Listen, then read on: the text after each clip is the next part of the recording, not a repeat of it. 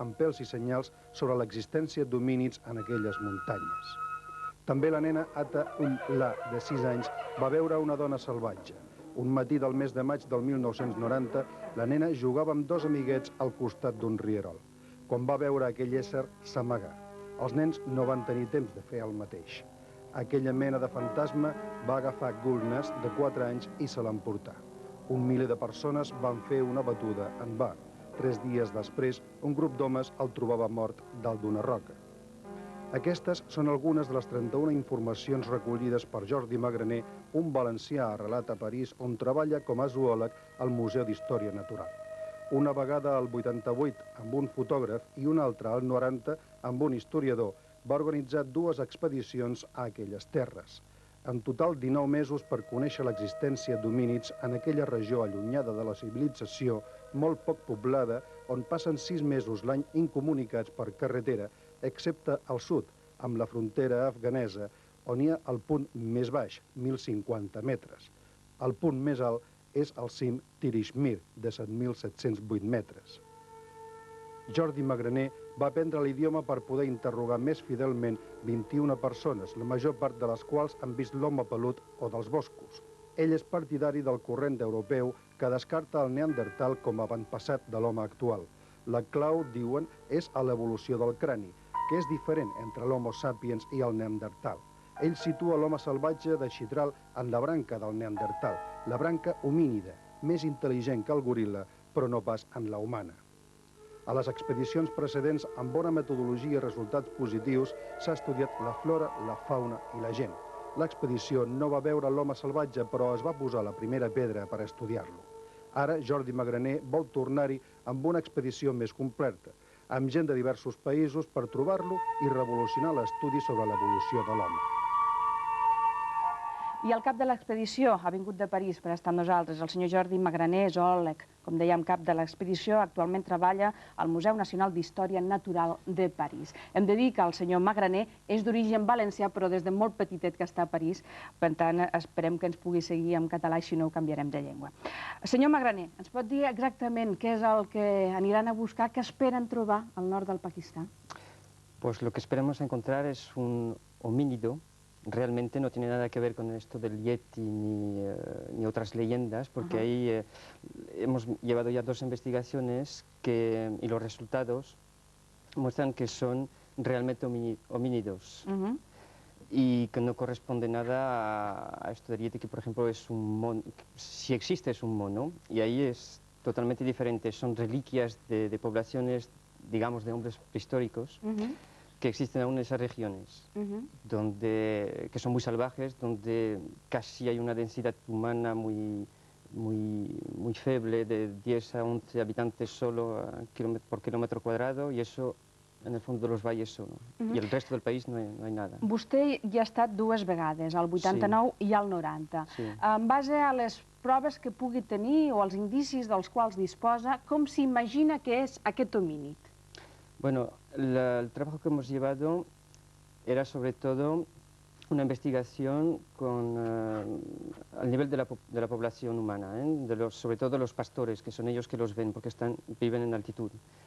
Y el tratamiento de la información que hemos colectado, pues todas las características que nos dan al nivel de las proporciones, por ejemplo, corresponden a lo que sabemos nosotros en paleontología humana de los homínidos fósiles, desaparecidos. Y entonces lo que ocurre es que estamos frente seguramente a una población que ha desaparecido de Asia Central progresivamente hasta, bueno, de Asia Paleártica hacia Asia Central, y quedan aún ahí poblaciones de reliquias en esos montes, pero todas las características son de homínidos. Senyor Magraner, sí, volia afegir alguna cosa? Sí, había escogido también el distrito de Chitral, exactamente porque no tenemos casi datos sobre la fauna de esa región, mismo al nivel etnológico no hay casi nada. Era la región la más desconocida de esta parte, y nunca había habido investigaciones sobre este tema en esta parte, así que todo era nuevo. la población no podía estar influida por otras investigaciones. Eso es importante porque no hay que ir ya donde ha habido investigacions. Altres. Li comentava que aquesta és una investigació molt difícil i agosarada i més d'una haurà pensat que vostès estaven potser bojos de pensar que aquest homínid encara existeix. Els dos se n'en riuen, per tant vol dir que vaig pel bon camí. Quina reacció han trobat entre els seus col·legues o fins i tot a la gent que vostès els han explicat el que volen fer? Bueno, la verdad, en Francia al principio, claro, sorpresa, pero lo que ha convencido los colegas y personalidades científicas francesas como Théodore Monod, como Rémy Chauvin, como Jean Chalin y otros, es la metodología que he empleado y el trabajo, bueno, los resultados que tenemos, porque es la primera vez que hay un estudio realmente científico sobre este tema. Por la primera vez hemos intentado de tratar la información y no hacer una colecta solo de memoria colectiva o de testimonios como ha habido hasta ahora y también porque hemos trabajado durante 2 años que nos permite a nosotros de conocer la gente allí y de tener un análisis la más fiable possible. Perquè la gent vegi que no s'ho inventen, doncs aquest és una mica el protocol que basa en la investigació. Són alguns centenars de pàgines i m'imagino que és això el que presenten vostès quan volen convèncer a les empreses perquè col·laboren, perquè això serà una altra cosa, aconseguir fons de finançament. Com ho tenen, això? Bueno, esto es un proyecto privado de varios científicos que estoy llevando y necesitamos, claro, muchas ayudas y ya tenemos bastantes sponsors importantes en Francia, como el grupo Thomson y otros, hasta japonés, hasta suizo también. Y como hay ahora 5 españoles que participan y además 4 catalanes que participan a esta expedición y Jordi Serra es el responsable del equipo español, pues quisiéramos también que España participe un poquito, que también encontrar sponsors españoles, porque el tema es muy importante, por eso ahora se interesan muchos países a esto. I a més és clau, nosaltres tenim un fax i un número de telèfon que els nostres realitzadors posaran quan puguin, perquè sense diners no hi ha investigació que valgui, no? No. Sobre todo que las instituciones que sean en Francia o aquí no tienen. Més que res, vostè ja va haver de marxar l'última vegada per manca de diners, em sembla, del Pakistan, oi? Sí. De totes maneres, la investigació, o sigui, la investigació puntera, evidentment, és l'homínid, però paral·lelament, i potser aquí em toca més a mi, hi ha una sèrie d'investigacions a nivell ecològic, a nivell zoològic, botànic, etc., que s'aniran duent a terme i que aquestes, doncs, evident, són noves totalment, inèdites, i que aquestes estan garantides. Molt bé. Jo em pregunto, o ens preguntem, si vosaltres trobeu aquest famós homínid, o ho serà aviat, perquè en començarem a parlar, què en fareu? El matareu per estudiar-lo a París, al Museu de Zoologia? No. ¿O lo estudiareu in situ? ¿O qué fareu? Lo estudiaremos allí. Para nosotros, si lo encontramos vivo, si lo vemos y está vivo, no lo sacaremos de allí. Pensamos que no es una buena cosa y lo estudiaremos allí. Podemos estudiarlos allí, si lo encontramos. Tenemos la posibilidad de llevar allí todo un laboratorio portable, que puede analizar todo allí, hasta hacer radios y todo, y no hay problema. Y entonces, si es un cadáver o si son huesos, si encontramos otra cosa, eso sí lo podemos traer, pero si está vivo, no. En cas de que sigui Ni matarlo viu, tampoco. en cas de que sigui viu, difícilment seria sol, no? N'hauria més. Bueno, por el momento nada más que tenemos un reflejo de la organización social, pero pienso que viven aún por grupos familiares. Podemos encontrar uno y varios. Molt bé. Senyor Magraner, senyor Serra, gràcies per estar al Tele2 i parlar-nos de la seva expedició. I hem d'acabar. Ens diuen que ens hem menjat el temps. Gràcies i fins demà. Adéu-siau.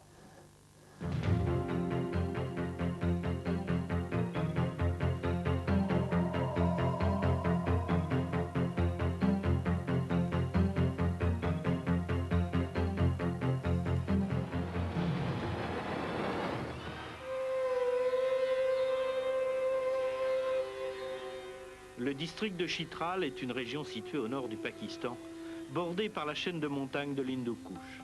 On raconte qu'un homme sauvage, étrange rescapé de la préhistoire, y aurait survécu jusqu'à nos jours. Quelques bergers vivent encore dans cette province. Certains auraient rencontré cet être que la tradition nomme le Barmanou. Depuis 1987, le chercheur Jordi Magraner parcourt ces régions sur les traces de l'homme sauvage qui vivrait de chasse et de cueillette comme nos ancêtres. De la forme de son crâne à son important pelage, sa constitution physique semble adaptée au grand froid de l'Hindu Kush, où la plupart des sommets dépassent 6000 mètres. Ces conditions extrêmes auraient permis au Barmanou d'échapper à l'homme moderne. Pourtant, s'il se dérobe farouchement à la vue de son cousin, il n'échappe pas à tous.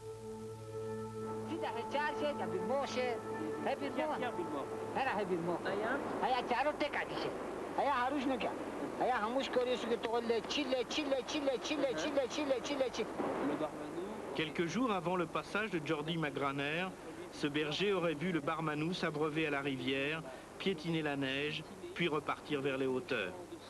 Comme les autres témoins, il décrit un être nu, velu, marchant debout, comme un homme.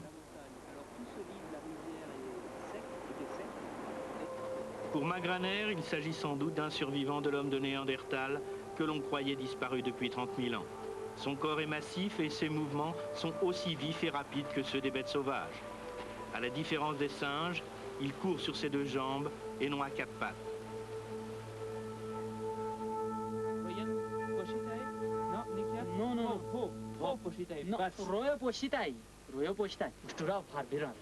La femme du Gujjar qui s'appelle Khan est sortie pour voir les bêtes et elle a vu un homme appuyé contre le tronc. Elle a eu très peur, elle est rentrée, elle est allée chercher les hommes qui sont sortis avec des fusils et il n'y avait plus rien. Et le lendemain matin, à la lueur du jour, ils ont vu des traces de pas partir là, passer dans le champ, dans le petit champ qui est en dessous de la maison et partir ensuite dans les gorges. Pour l'équipe de Magraner, ce témoignage est une occasion unique d'observer des empreintes récentes, preuve de l'existence du Barmanou. Donc à partir de là, le Barmanou a obliqué et a suivi donc ce chemin et on peut voir donc les empreintes qui ont été recouvertes peu à peu de neige parce qu'il neigeait pendant la nuit où il était là et déformées par le soleil. Le lendemain, l'équipe passera sur les pas du Barmanou quelques heures après lui. Les empreintes laissées dans la neige sont celles d'un homme marchant pieds nus. Aujourd'hui, elles font l'objet d'une étude qui nous donnera sans doute des indications sur l'apparence du Barmanou.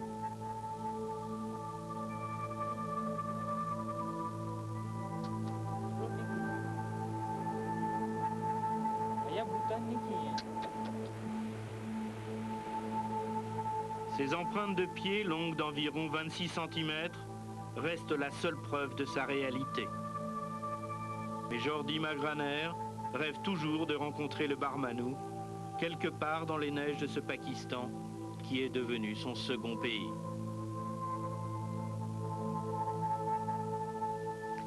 Alors on comprend, Jordi Magraner, d'abord votre passion, c'est un beau pays, il faut dire. Ces images datent d'il y a un an à peu près, hein. Elles ont été tournées en 94 94, oui. C'est beaucoup ou c'est peu de choses, ces traces qu'on vient de voir à l'instant? Non, c'est beaucoup, parce qu'on en avait trouvé en 88, mais elles étaient vieilles d'abord, elles dataient de plusieurs jours, et elles étaient dans une neige assez profonde, donc ça ne permettait pas d'avoir une identification assez nette. On voyait bien que c'était un bipède, mais sans plus, enfin, avec un pied de type humain, mais sans pouvoir analyser. Alors que là, il s'agit de traces imprimées sur une neige dure, c'est une empreinte en quelque sorte, mais une empreinte digitale, puisqu'il avait marché sur un sol boueux avant, oui, c'est ça, donc ça terre, va, on et suit les traces, qui a marqué sur la neige dure. Et là, on a la structure du pied, ce qui est quand même sans déformation. Parce qu'en plus, on l'a trouvé avant. Il chose du combien? Je sais pas, mais si on prend le pied complet, bien sûr, il fait plus de 26 cm. Ça peut faire 30-32 cm. Ouais, donc ça fait, il manque les orteils en fait, c'est la voûte plantaire. C'est pas énorme, enfin c'est quand même déjà une belle empreinte. Alors, on va revenir sur l'enquête que vous menez là-bas, qui est pratiquement une enquête policière. Quand vous êtes arrivé en 87 là-bas, comment vous vous y êtes pris? Alors, cette étude, on était trois, je l'ai menée avec deux compagnons, deux frères, Eric et Yannick Lhomme, qui m'ont aidé au cours de ces trois missions. Nous sommes arrivés un petit peu, disons, nous présentant comme des gens intéressés par la faune, l'écologie, etc. On a attendu que les gens nous en parlent. Vous ne vouliez pas induire leur témoignage, en fait. Il était hors de question d'en parler d'abord. Ouais. C'est pour ça que j'avais choisi aussi cette région-là, parce qu'il n'y a aucune donnée, il n'y avait aucune enquête auparavant. C'est ça, vous étiez vraiment le premier sur place. Oui, parce que les Soviétiques ont beaucoup travaillé, mais sur la partie du Pamir, notamment avec Boris Porchniev et Marianne Kaufmann. Vous arrivez là-bas, on est en 87, vous laissez les gens vous en parler d'abord, ils vous en parlent, et très rapidement cette année-là, vous allez avoir 2 témoignages vraiment capitaux, et puis même, et ces traces auxquelles vous faisiez allusion il y a un instant. Vous avez rencontré des gens donc qui ont vraiment vu pendant longtemps ce Barmanou, je crois. Oui. Deuxième témoignage. Voilà, on a pas mal de témoignages, mais les témoignages où les gens ont un contact long sont rares. Oui.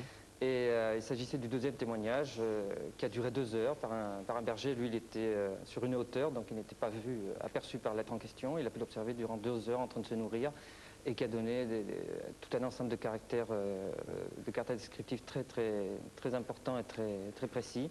Qu'est-ce que vous savez maintenant au total, après ces années, quand même, sur le Barmanou? Qu'est-ce que vous pouvez dire si vous nous faites dresser son portrait? Bon, ce qu'on cherchait, c'était des critères morphologiques, écologiques, éthologiques, ce qui détermine un petit peu un être vivant. Hein, parce que moi, au départ, je ne m'intéressais pas à toutes ces questions-là, c'était vraiment par hasard. Et donc, on a rassemblé ces données-là. Maintenant, on a une idée assez précise. Alors pour vous, c'est un être intelligent? Ah oui, je pense que c'est un être intelligent parce qu'on a pu observer à distance des circuits, des pistes, et on a vu comment il faisait pour éviter les maisons de bûcherons, de bergers. Il bouge beaucoup, il est nomade aussi. Oui. Très nomade, chasseur-cueilleur, hein, donc qui se déplace continuellement. Un hominidé incontestable, puisqu'il a une denture de type humain, sans canine, voilà, il est toujours sur bipède, sur ses 2 jambes. Et les gens sont étonnés ou pas de cette présence? Non. Non, les gens sont étonnés de notre présence. D'accord. Qui s'intéressent, ils ne comprennent pas pourquoi on s'intéresse à cela, puisque ça fait partie du décor, c'est tout à fait normal et ils connaissent. Alors, bon, bien sûr, on imagine, vous avez essayé par tous les moyens possibles et imaginables de le photographier, d'arriver derrière lui sur ses traces, de mettre des offrandes. Vous avez même offert, je crois, de la bière, des fruits pour essayer de voir s'il allait venir. Manque de chance, il n'est pas venu. Il y a des gens qui disent, des incrédules ou quoi, qui disent, mais c'est quand même bizarre ces recherches, parce que si ces êtres existaient, on trouverait leur squelette, on trouverait des os, on trouverait quand même des vestiges. Or, on n'en trouve jamais. Trouver des squelettes de grands animaux, déjà, c'est assez difficile. Hein. Il n'y a qu'à se promener dans les forêts en France de France et de Navarre, et il est très difficile de trouver des squelettes entiers de cerfs ou de sangliers quand on se promène. Les squelettes sont très rapidement détruits, c'est en 2 semaines, voire moins, quand la pyramide écologique est présente, sont très rapidement détruits par... donc c'est pas un argument, quoi, en fait. La nature digère tout. Pas bien, parce que si vous prenez la période qui couvre ce qu'on pourrait appeler le moustérien, en parlant du dernier hominidé en Europe, c'est-à-dire du néandertalien, en restreignant, c'est-à-dire à même 80 000 ans, on va dire. 80 000 ans même. On a très peu de squelettes entiers qui permettent d'avoir je crois que c'est à peu près dans les 17 vraiment complets, qui permettent d'avoir une idée de ce que c'est. Sur une population qui était très importante, on a trouvé donc 17 squelettes. Une population qui était importante, ça fait, je crois, tous les...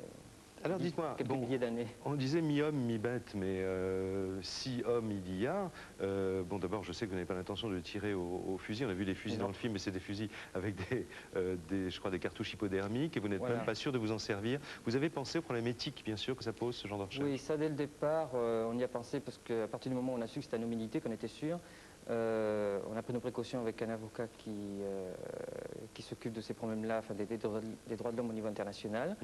Il se trouve qu'ils sont applicables à ces êtres-là, parce que la définition au niveau de l'ONU est assez vaste. Donc vous allez essayer de lui donner un statut, alors?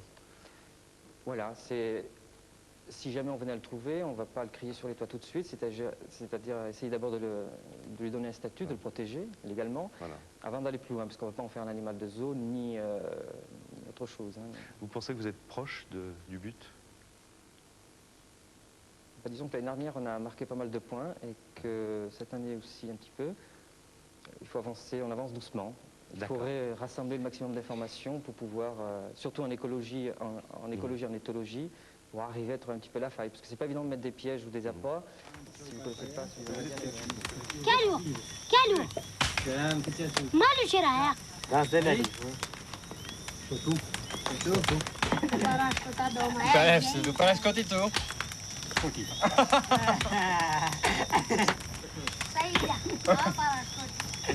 La la